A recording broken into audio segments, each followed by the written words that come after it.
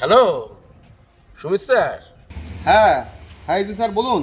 আচ্ছা, তো ডেট তো দিয়ে দিল পুলিশের, তো বাংলার ছেলে মেয়েদের তো এখন আবার পুলিশের জন্য প্রিপারেশন নিচ্ছে। বুঝতেই তো পারছেন যে সারা বাংলার ছেলে মেয়েরা 1.5 বছর ধরে আটকে ছিল।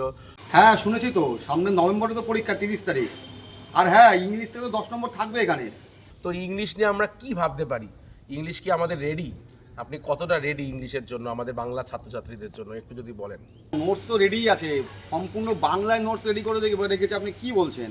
গ্রামার বলুন, ভোকাবুলারি বলুন, সবই বাংলায় রেডি আছে। আর অ্যাকচুয়ালি বাংলার ছেলেমেয়েরা ইংলিশটা খুব ভালো বোঝে না, যেটা আমি দেখেছি। তাই এর জন্য বাংলায় সমস্ত রেডি করা আছে, ঠিক আছে। এবং 10-এ সেই নোটস পড়লে পরে 10-এ 7 নম্বর আসবেই।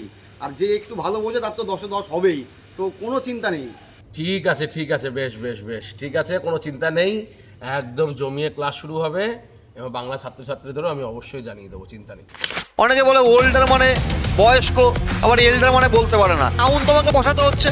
তুমি যদি বলো তো ইয়োর্স, যদি বলো তো আওয়ার্স, বা যদি বলে মায়ের জায়গায় যদি বলো তো মাইন। রেস্টুরেন্টে গেছো, তুমি বলছো আমাকে 5খানা ফুড দিন। আগে তোমাদের কনফিডেন্সটা বাড়িয়ে নি সহজ দিয়ে। ফ্রিতেই, ফ্রি ক্লাসেই তোমার অনেকটা কিন্তু দক্ষতা বেড়ে যাবে।